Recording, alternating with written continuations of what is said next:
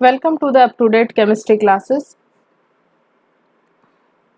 अभी तक हमने जो जीओसी की क्लास में पढ़ा है, ये जीओसी की क्लास लेक्चर है। और लेक्चर को स्टार्ट करने से पहले I request to all my viewers, please subscribe to the channel and like the video. And lecture देखने के बाद में आप कमेंट सेक्शन में अपना फीडबैक ज़रूर दें। आपको क्लास कैसी लगी, क्या आपका कॉन्सेप्ट क्लियर हुआ, ये चीज़ें एक बार आपका फीडबैक बहुत ज़रूरी दें, इम्पोर्टेंट है। आपका फीडबैक दोगे तभी मुझे पता चलेगा कि मैं जो आपको कॉन्सेप्ट समझाना चाह रही हूँ, क्या वो आपको नॉलेज डिलीवर हो पा रहा है या नहीं हो पा रहा। तो हमने अभी तक क्या क्या पढ़ा है जीओसी में। हमने पढ़ा है इंडक्टिव इफेक्ट पढ़ा है, हाइपर कॉन्जुगेशन पढ़ा है एंड रेजोनेंस पढ़ा है। जीओसी में हमने क्या क्या पढ़ा है, जो इलेक्ट्रॉनिक डिस्प्लेसमेंट है ना, इंडक्टिव इफेक्ट पढ़ा है। तो electronic inductive effect, hyper conjugation, ठीक है। और हमने एक और क्या पढ़ा है, रेजोनेंस पढ़ा है। ये तीन है ना इलेक्ट्रॉनिक डिस्प्लेसमेंट पढ़े हैं, जो कि कैसे हैं, परमानेंट है। फिर ये जो तीन इलेक्ट्रॉनिक डिस्प्लेसमेंट है जो परमानेंट है, इनके कारण हम है ना जैसे इंटरमीडिएट की स्टेबिलिटी, क्या क्या जो ऑर्गेनिक मॉलिक्यूल्स की प्रॉपर्टीज को एक्सप्लेन कर सकते हैं इन इफेक्ट्स की हेल्प से। जैसे कि एसिडिक नेचर, बेसिक नेचर हो गया, कंपाउंड्स की रिएक्टिविटी हो गई, ये सब चीज़ें जो भी प्रॉपर्टीज है ना इन इफेक्ट्स के द्वारा हम एक्सप्लेन कर सकते हैं। इन इफेक्ट्स के कारण कंपाउंड जो ऑर्गेनिक मॉलिक्यूल है वो प्रॉपर्टीज शो कर रहे हैं, वो सारी चीज़ें हमने स्टडी कर ली। आज हम एक जो इलेक्ट्रॉनिक डिस्प्लेसमेंट में जो टेम्परेरी इफेक्ट था, कौन सा था, इलेक्ट्रोमेरिक था। इलेक्ट्रोमेरिक जो इफेक्ट है वो क्या होता है कि टेम्परेरी का मतलब हो गया कि वो रिएजेंट की प्रेजेंस में होएगा, ठीक है, इलेक्ट्रोमेरिक इफेक्ट। तो आज हम इस लेक्चर में 10-15 मिनट का शॉर्ट सा लेक्चर होएगा, इसमें हम ओनली इलेक्ट्रोमेरिक इफेक्ट के बारे में डिस्कशन करेंगे। फिर जो नेक्स्ट क्लास होगी वो एरोमेटिसिटी की होगी, ठीक है। तो अब है ना, जैसे इलेक्ट्रोमेरिक इफेक्ट में क्या है, जैसे ए डबल बॉन्ड बी है, तो ये पाई बॉन्ड के इलेक्ट्रॉन बी की तरफ शिफ्ट होंगे या ए की तरफ शिफ्ट होंगे, है ना। रिएजेंट की प्रेजेंस में है ना, या तो ये पाई बॉन्ड के इलेक्ट्रॉन बी की तरफ शिफ्ट होंगे या ए की तरफ शिफ्ट होंगे, ये तो रिएजेंट के नेचर पे डिपेंड करेगा। बी की तरफ शिफ्ट होंगे तो बी पे नेगेटिव चार्ज आ जाएगा, और ए की तरफ शिफ्ट होंगे इलेक्ट्रॉन, इलेक्ट्रॉन्स का कौन सा चार्ज है, इलेक्ट्रॉन्स का कौन सा चार्ज है, नेगेटिव चार्ज है। जिस साइड है ना इलेक्ट्रॉन शिफ्ट हो, मतलब कह सकते हैं कि इनडायरेक्टली नेगेटिव चार्ज शिफ्ट हो रहा है, वही तो चीज हो गया। तो यहाँ पे क्या है कि ए पे है ना नेगेटिव चार्ज आ गया, और बी पे कैसा है ना पॉजिटिव चार्ज रह जाएगा, क्योंकि इलेक्ट्रॉन जो थे पाई बॉन्ड के वो एक ही तरफ शिफ्ट हो गए। तो बी के पास, बेचारे के पास क्या रहा, फिर अपना पॉजिटिव चार्ज ही रह गया, इलेक्ट्रॉन इधर ए की तरफ शिफ्ट हो गए। और अगर रिएजेंट को हम रिमूव कर देते हैं तो ए और बी के बीच में वापस डबल बॉन्ड एग्जिस्ट कर जाता है। मतलब ये जो इलेक्ट्रॉनिक डिस्प्लेसमेंट हो रहा है इस रिएजेंट की प्रेजेंस के कारण हो रहा है, इसीलिए ये कैसा है, टेम्परेरी है। Complete transfer of a shared pi electrons towards one of the unsaturated atom in the presence of the reagent is known as a electromeric effect. If reagent is removed, then system returns to its original state. अगर ये जैसे reagent remove कर दिया तो इसकी original state क्या हुई, A और B के बीच में डबल बॉन्ड एग्जिस्ट कर रहा है। That means it's the example of a temporary effect. कैसा है, किसका एग्जाम्पल है, इलेक्ट्रोमेरिक इफेक्ट, टेम्परेरी इफेक्ट का एग्जाम्पल है, टेम्परेरी इलेक्ट्रॉनिक डिस्प्लेसमेंट का एग्जाम्पल है। अब है ना प्लस इलेक्ट्रोमेरिक इफेक्ट होएगा और माइनस इलेक्ट्रोमेरिक इफेक्ट होएगा। Here displacement of a pi electron takes place towards reagent, ठीक है। यहाँ पे क्या होएगा कि जो इलेक्ट्रॉन्स का, पाई इलेक्ट्रॉन्स का डिस्प्लेसमेंट किस साइड होएगा, है ना, रिएजेंट जहाँ पे जुड़ेगा ना उस साइड है ना ये इलेक्ट्रॉन्स का डिस्प्लेसमेंट होएगा, ठीक है। और माइनस ई में क्या होता है, माइनस इलेक्ट्रोमेरिक इफेक्ट में क्या होता है, here displacement of a pi electrons का है ना अवे फ्रॉम द जो रिएजेंट होता है ना उससे दूर है ना पाई इलेक्ट्रॉन्स का डिस्प्लेसमेंट होता है। अब इसका एग्जांपल देख लेते हैं, प्लस इलेक्ट्रोमेरिक इफेक्ट का एग्जांपल देख लेते हैं। अगर ये जैसे एल्कीन है, ठीक है, ये एल्कीन कैसे बिहेव करिए, एज ए न्यूक्लियोफाइल बिहेव करिए। अगर इस पे ये इलेक्ट्रोफाइल आएगा तो हमें पता है कि जिस कार्बन पे ये इलेक्ट्रोफाइल जुड़ेगा उस पे कैसा चार्ज होना चाहिए, इलेक्ट्रोफाइल कैसा है, पॉजिटिवली चार्ज है। तो ये कहाँ जुड़ेगा, जहाँ नेगेटिव चार्ज होएगा। नेगेटिव चार्ज कैसे आएगा, अगर इस पाई इलेक्ट्रॉन का ट्रांसफर इस प्रकार से होएगा और इस कार्बन पे कैसा आएगा, नेगेटिव चार्ज आएगा, और ये वाला जो इलेक्ट्रोफाइल है इस कार्बन से जुड़ जाएगा। तो ये जिस कार्बन से ये इलेक्ट्रोफाइल जुड़ रहा है उसकी तरफ, उस कार्बन की तरफ क्या हो रहा है, इलेक्ट्रॉन का डिस्प्लेसमेंट हो रहा है इस रिएजेंट की प्रेजेंस के कारण। क्या, ये displacement of a pi electron takes place towards the reagent, ठीक है। मतलब जिस कार्बन से इलेक्ट्रोफाइल जुड़ रहा है उसी की तरफ है ना पाई इलेक्ट्रॉन्स का डिस्प्लेसमेंट हो रहा है। तो ये कैसा इफेक्ट हुआ है इस रिएजेंट के कारण, कैसा इफेक्ट हुआ ये, प्लस ई इफेक्ट हुआ, प्लस इलेक्ट्रोमेरिक इफेक्ट हुआ। दूसरा एग्जाम्पल ये ले लिया, एल्काइन का ले लिया, मतलब है ना जो प्लस जो इलेक्ट्रोमेरिक इफेक्ट होएगा, वो जो इलेक्ट्रोफिलिक अगर रिएजेंट आता है तो उसकी प्रेजेंस में क्या होएगा, जिस कार्बन पे इलेक्ट्रोफाइल जुड़ेगा, क्योंकि ये कैसा है पॉजिटिवली चार्ज, अब ये कहाँ पे जुड़ सकता है, सिंपली सोचो, जितना ज्यादा पॉजिटिव चार्ज होएगा वो उस साइड जाएगा जहां पे ना नेगेटिव चार्ज हो। पॉजिटिव नेगेटिव की इंटरेक्शन है ऑर्गेनिक में कंप्लीटली, तो इस पाई इलेक्ट्रॉन का ट्रांसफर इस साइड होएगा, इस पे नेगेटिव चार्ज आएगा, तो इस और ये इलेक्ट्रोफाइल होगा ना इसी कार्बन पे जुड़ेगा, तो मतलब टुवार्ड्स रिएजेंट है ना, ये इन इस पाई इलेक्ट्रॉन के इलेक्ट्रॉन्स का डिस्प्लेसमेंट हो रहा है। तो कैसा इफेक्ट हो गया ये, प्लस इलेक्ट्रोमेरिक इफेक्ट हो गया। अब दूसरा एग्जाम्पल देखते हैं, है ना, माइनस इलेक्ट्रोमेरिक इफेक्ट का, नेगेटिव इलेक्ट्रोमेरिक इफेक्ट का, जहाँ रिएजेंट से क्या होता है कि दूर की साइड है ना पाई इलेक्ट्रॉन्स का ट्रांसफर होता है, जैसे कार्बोनाइल है। अब इसमें ये न्यूक्लियोफाइल जुड़ेगा, ये कैसा है न्यूक्लियोफाइल, ये है नेगेटिवली चार्ज, ये किसकी तरफ अट्रैक्ट होएगा, अपोजिट अट्रैक्ट, ये पॉजिटिव चार्ज की तरफ अट्रैक्ट होएगा। पॉजिटिव चार्ज कब आएगा, अगर ये कार्बन और ऑक्सीजन के बीच में डबल बॉन्ड है, ये कब आएगा इस कार्बन पे, इस कार्बन पे पॉजिटिव चार्ज कब आएगा, जब इस पाई बॉन्ड के इलेक्ट्रॉन कहाँ शिफ्ट हो, ऑक्सीजन की तरफ शिफ्ट हो। मतलब इस वाले कार्बन पे है ना न्यूक्लियोफाइल लगा है, ये क्या है न्यूक्लियोफाइल जो भी है ये रिएजेंट है, रिएजेंट से दूर है ना इलेक्ट्रॉनिक डिस्प्लेसमेंट हो रहा है, देखो ऑक्सीजन पे हो रहा है, इस कार्बन पे नहीं हो रहा है इलेक्ट्रॉनिक डिस्प्लेसमेंट, जो पाई इलेक्ट्रॉन इसकी साइड नहीं आ रहे, इस ऑक्सीजन की साइड आ रहे, तो इससे क्या हो रहा है दूर हो रहा है। तो मतलब ये कैसा इफेक्ट हो गया, ये माइनस ई इफेक्ट हो गया। सिमिलरली साइनाइड में हो गया, भाई न्यूक्लियोफाइल जहां जहां होगा ना, अब न्यूक्लियोफाइल नेगेटिवली चार्ज है, तो ये किस कंडीशन कहाँ जुड़ना चाहेगा, जहां पॉजिटिव चार्ज हो, और पॉजिटिव चार्ज कब होएगा, जब पाई बॉन्ड से जुड़े हुए जो एटम्स है उससे इलेक्ट्रॉन है ना एक एटम से दूर दे जाएंगे ना, तभी तो है ना उस पे क्या होगा कि नेगेटिव, इस पे पॉजिटिव चार्ज क्रिएट होएगा, और कार्बन पे पॉजिटिव चार्ज कब क्रिएट होएगा, जब उससे है ना पाई बॉन्ड से ना मोर इलेक्ट्रोनेगेटिव एटम अगर जुड़ा रहेगा ना, तो वो क्या होगा कि इस पाई बॉन्ड के इलेक्ट्रॉन को खुद की तरफ खींच के ले जाएगा, तो इस कार्बन पे कैसा चार्ज आ जाएगा, पार्शली पॉजिटिव चार्ज आ जाएगा, पॉजिटिव नेगेटिव की इंटरेक्शन है ऑर्गेनिक में कंप्लीटली, ठीक है।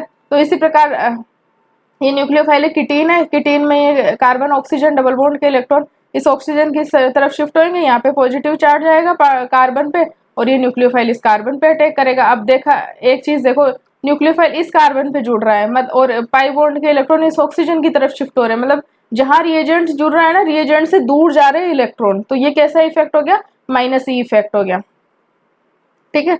अब है direction of A displacement of a pi electron in electromeric effect, है ना, direction of A displacement of ए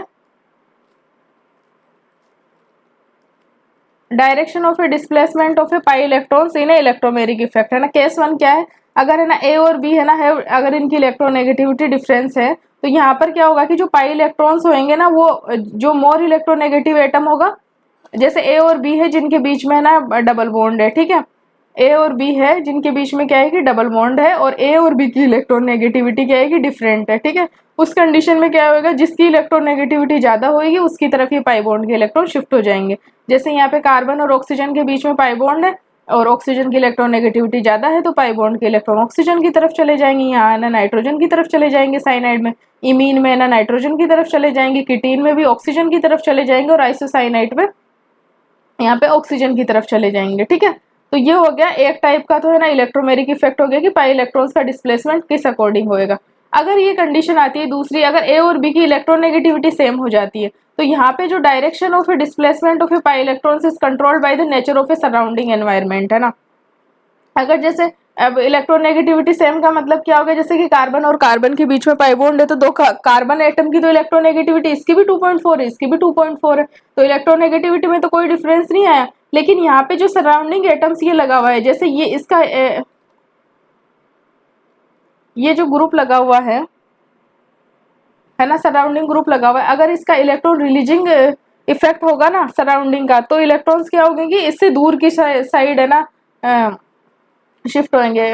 वहां पर here direction of A displacement of a pi electron control by the nature of the surrounding environment के द्वारा ये control करी जाती है। ईआरजी है इलेक्ट्रॉन विड्रॉइंग ग्रुप है, ईआरजी से तो है ना दूर की साइड है ना इलेक्ट्रॉनिक डिस्प्लेसमेंट होगा, जिससे इनका भी है ना प्लस आई इफेक्ट लग रहा है या प्लस एच इफेक्ट लग रहा है, ठीक है।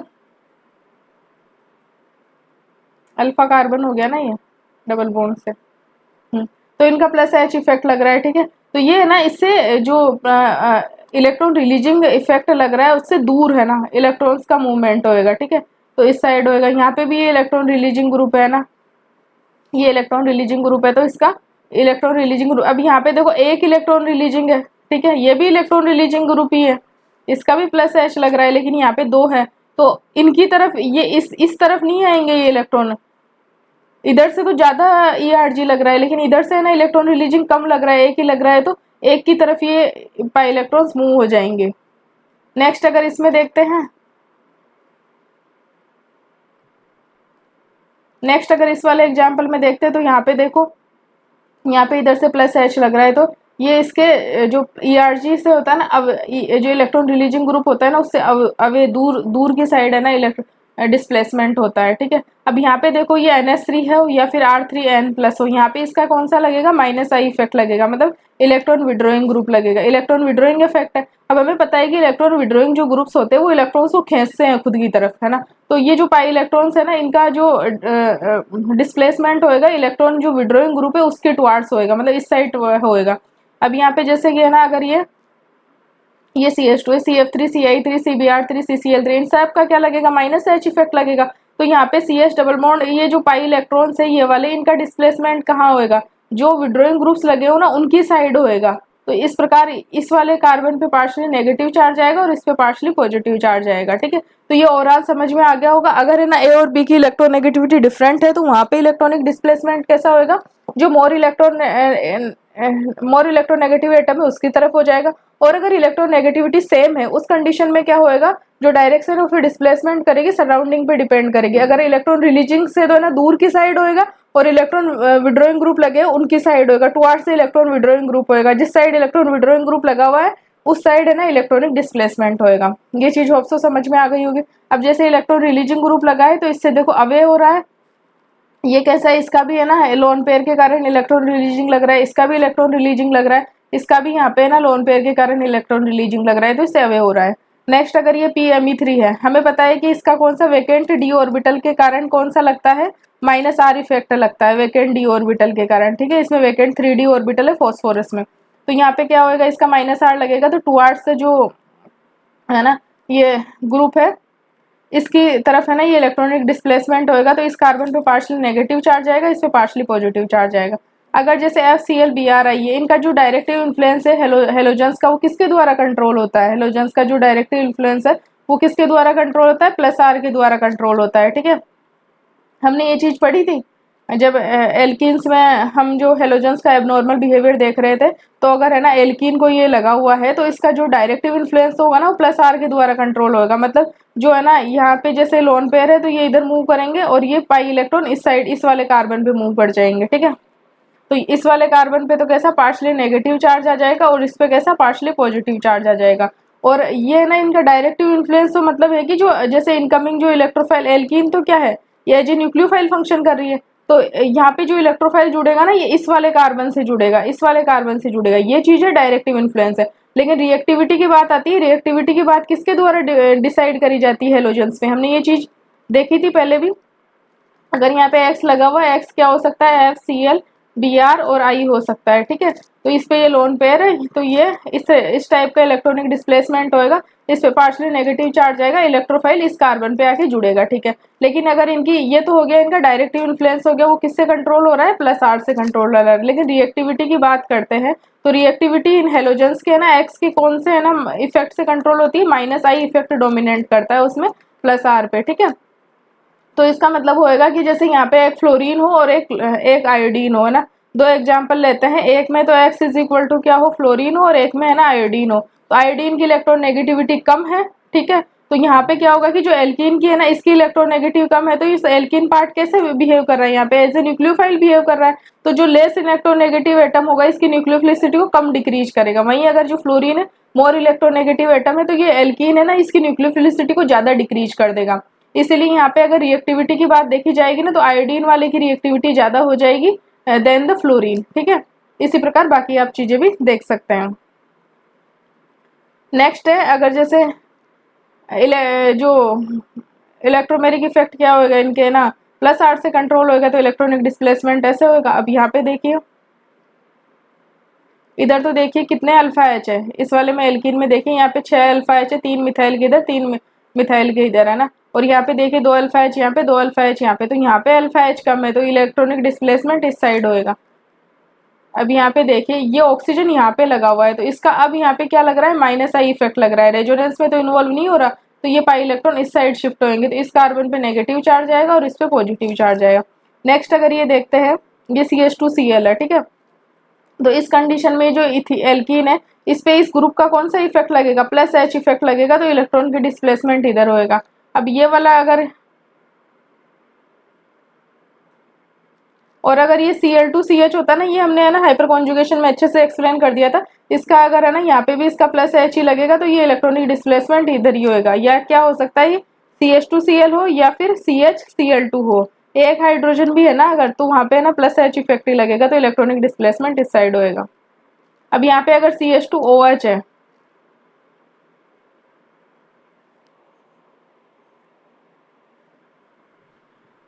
तो यहाँ पे इसका विड्रॉइंग इफेक्ट लगेगा और ये ना पाई इलेक्ट्रॉन से माइनस आई इफेक्ट लगेगा इसका, और ये पाई इलेक्ट्रॉन इस साइड शिफ्ट होंगे, ठीक है। अभी यहाँ पे देखो, अगर ये न्यूक्लियोफाइल है, एल्किन क्या है, न्यूक्लियोफिलिक है, इस पे कोई इलेक्ट्रोफाइल आके जुड़ेगा स्लो RDS स्टेप में, तो ये पाई इलेक्ट्रॉन्स का ट्रांसफर है ना इधर शिफ्ट होंगे, और जिस कार्बन पे नेगेटिव चार्ज है उसी पे ये जो रिएजेंट आके जुड़ जाएगा। तो मतलब ये कैसा इफेक्ट हो गया, प्लस इलेक्ट्रोमेरिक इफेक्ट हो गया, ठीक है। फिर फर्स्ट स्टेप में क्या होगा कि ये जो न्यूक्लियोफाइल होगा इस पॉजिटिव चार्ज पे आके जुड़ जाएगा, और ये इलेक्ट्रोफिलिक एडिशन रिएक्शन हो जाएगी, क्योंकि जो पाई बॉन्ड पे है ना दो नए ग्रुप आके जुड़ गए, है ना। तो ये कैसी रिएक्शन हो गई, इलेक्ट्रोफाइल पहले जुड़ा है, इसीलिए इस रिएक्शन का क्या नाम हो गया, इलेक्ट्रोफिलिक एडिशन रिएक्शन हो गई।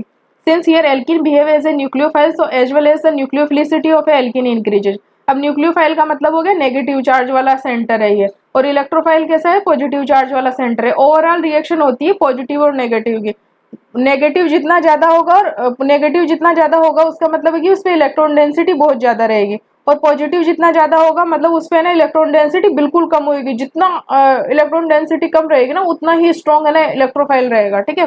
तो ओवरऑल पॉजिटिव और नेगेटिव की इंट्रैक्शन है। सो न्यूक्लियोफिलिसिटी ऑफ एल्किन इंक्रीज हो जाती है, सो देयर रिएक्टिविटी क्या होती है कि टुवार्ड्स है ना इलेक्ट्रोफिलिक एडिशन। इलेक्ट्रोफिलिक एडिशन क्यों बोला, क्योंकि पहले इलेक्ट्रोफाइल आके जुड़ रहा है, तो इलेक्ट्रोफिलिक एडिशन रिएक्शन की क्या इंक्रीज होती जाती है। प्रेजेंस ऑफ ERG, अब अगर एल्कीन में ERG ग्रुप लगे हुए हैं तो इलेक्ट्रॉन रिलीजिंग मतलब इलेक्ट्रॉन देने वाले हैं ना, alkene in alkene increases, then nucleophilicity क्या होगी, इंक्रीज होती जाएगी। So reactivity towards electrophilic addition reaction क्या होगी कि इंक्रीज हो जाएगी, right. Next, arrange the following in a decreasing order of their nucleophilicity, rate of electrophilic addition, rate of towards electrophilic addition reaction, reactivity towards electrophile nucleophile के इनके प्रति, है ना। तो ये देखेंगे कि एल्कीन की न्यूक्लियोफिलिसिटी किसकी ज्यादा है, ये तो सबसे कम होगी इसकी, तो ठीक है। अब यहाँ पे देखोगे है ना, यहाँ पे कितने 6 अल्फा एच है, और यहाँ पे कितने हैं, ओनली 3 अल्फा एच है। तो सबसे ज्यादा तो 6 अल्फा एच वालों की 3 नंबर की होगी, फिर 1 नंबर की होगी, सबसे लीस्ट रिएक्टिव 2 नंबर रहेगा। इस वाले एग्जाम्पल में देखते हैं, यहाँ पे देखो रेजोनेंस लगेगा, यहाँ पे भी रेजोनेंस लगेगा, यहाँ पे ओनली प्लस हाइपर कॉन्जुगेशन है, तो सबसे लीस्ट तो कौन सा हो गया, 3 नंबर हो गया। अब यहाँ पे भी प्लस R लग रहा है, और यहाँ इस वाले में भी प्लस R लग रहा है, लेकिन हमें पता है कि नाइट्रोजन की इलेक्ट्रोनेगेटिविटी कम होती है, इसलिए इसका प्लस R ज्यादा रहेगा देन द OR से। तो फर्स्ट नंबर सबसे ज्यादा रिएक्टिव रहेगा, then second and the third. Next example है, अगर देखो यहाँ पे भी रेजोनेंस है, नाइट्रोजन पे लोन पेयर है, यहाँ पे भी रेजोनेंस है, यहाँ पे है ना ओनली हाइपर कॉन्जुगेशन है, 4 अल्फा एच है, और इसमें देखा जाए तो 7 अल्फा एच है, 3 यहाँ से, 2 यहाँ से और 2 यहाँ से, टोटल कितनी हो गई, 7 अल्फा एच हो गई। सबसे ज्यादा तो रेजोनेंस वाले स्टेबलाइज देखेंगे, रेजोनेंस में भी हमें पता है कि नाइट्रोजन की इलेक्ट्रोनेगेटिविटी कम होती है, इसी कारण ये ना इसके जो प्लस R इफेक्ट ज्यादा होगा, तो सबसे ज्यादा 2 नंबर होगा, फिर 1 नंबर, फिर इनमें ना अल्फा एच किसमें ज्यादा है, 4 नंबर में है, तो फिर 4 नंबर ज्यादा रिएक्टिव रहेगा, फिर देन 3 नंबर। तो ये इनका क्या हो गया कि इलेक्ट्रोफिलिक एडिशन के प्रति रिएक्टिविटी हो गई। नेक्स्ट एग्जाम्पल है, ये देखिए, यहाँ पे देखिए ये एल्कीन है, ठीक है। अब इस पे देखिए 2 अल्फा एच यहाँ, 2 अल्फा एच यहाँ, 2 यहाँ, 2 यहाँ, तो कितनी 8 अल्फा एच हो गई। इसमें कौन सा लग रहा है, रेजोनेंस इफेक्ट लग रहा है, मतलब प्लस R लग रहा है। इसमें है ना माइनस I लग रहा है, क्योंकि ऑक्सीजन यहाँ पे है, डायरेक्ट है ना कॉन्जुगेशन नहीं है, ठीक है, तो इसका माइनस I लग रहा है। तो सबसे लीस्ट रिएक्टिव तो ये 3 नंबर हो गया, ठीक है, क्योंकि यहाँ पे तो इलेक्ट्रॉन डेंसिटी को माइनस I डिक्रीज कर रहा है। फिर यहाँ पे 2 नंबर में क्या है कि प्लस R लग रहा है, तो 2 नंबर सबसे ज्यादा रिएक्टिव हो गया, एंड देन फिर 1 नंबर इनके बीच की रिएक्टिविटी हो गई। तो रिएक्टिविटी ऑर्डर का 2 1 3। नेक्स्ट एग्जांपल देखते हैं, यहाँ पे ना 4 अल्फा एच है, यहाँ पे प्लस R इफेक्ट लग रहा है, यहाँ पे माइनस I इफेक्ट लग रहा है, यहाँ पे ना 7 अल्फा एच है, 3 यहाँ से, 2 यहाँ से और 2 यहाँ से। यहाँ पे कौन सा इफेक्ट लग रहा है, माइनस आई लग रहा है। ये तो सिर्फ है ना वो उसको कंट्रोल करता है, क्या बोलते हैं, है ना, कहाँ पे लगेगा इलेक्ट्रोफाइल आके। लेकिन है ना रिएक्टिविटी के सेंस में तो ये रिएक्टिविटी तो किसके द्वारा, माइनस आई के द्वारा कंट्रोल करी जाती है। यहाँ पे कौन सा इफेक्ट लग रहा है, प्लस आर लग रहा है। तो सबसे ज्यादा तो पहले प्लस आर वाला देख लेते। अब यहाँ पे देखो नाइट्रोजन की लेस इलेक्ट्रोनेगेटिविटी है, तो सबसे ज्यादा प्लस आर किसका लगेगा, 6 नंबर का लगेगा। फिर उसके बाद में दो नंबर रिएक्टिव रहेगा, तो वो 6 नंबर, फिर उसके लेस 2। फिर उसके बाद में अल्फा एच वाले में देखते हैं, तो इसमें 7 अल्फा एच तो 4 नंबर रहेगा। इसमें 1 नंबर में 4 अल्फा एच है, फिर 1 नंबर की रिएक्टिविटी रहेगी। अब यहाँ पे भी माइनस आई लग रहा है, यहाँ पे भी माइनस आई लग रहा है। यहाँ पे माइनस आई है ना, निकट से लग रहा है ना, तो ये सबसे लिस्ट रिएक्टिव रहेगा 5 नंबर, ठीक है। यहाँ पे थोड़ा माइनस आई लग रहा है पर थोड़ा दूर से लग रहा है, तो 3 नंबर है ना 5 नंबर से स्लाइटली ज्यादा रिएक्टिव रहेगा टुवर्ड्स एरोमेटिक वो सॉरी इलेक्ट्रोफिलिक एडिशन रिएक्शन, ठीक है। नेक्स्ट अगर है ना एल्कीन की जो होती है ना, ये इंपॉर्टेंट है, एल्कीन की जो इलेक्ट्रोफिलिसिटी होती है ना वो एल्काइन से ज्यादा होती है।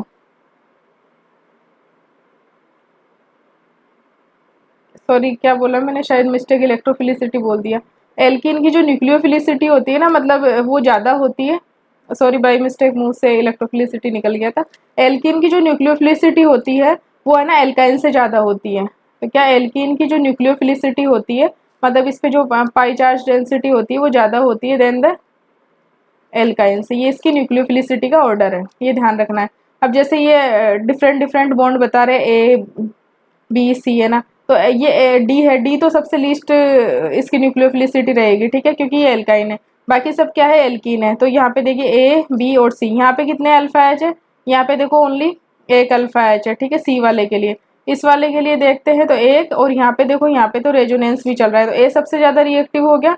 और फिर उसके बाद में यहाँ पे ओनली हाइपर कंजुगेशन, यहाँ पे कितने हैं, यहाँ पे है ना 7 अल्फा एच है, 3 यहाँ से 3 यहाँ से और 1 यहाँ से, है ना 7 अल्फा एच है। तो ए सबसे ज्यादा रिएक्टिव रेजोनेंस के कारण, फिर बी है ना 7 अल्फा एच के कारण रिएक्टिव है।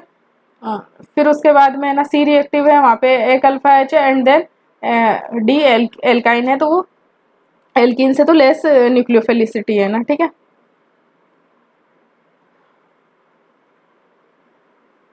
नेक्स्ट यहाँ पे देखते हैं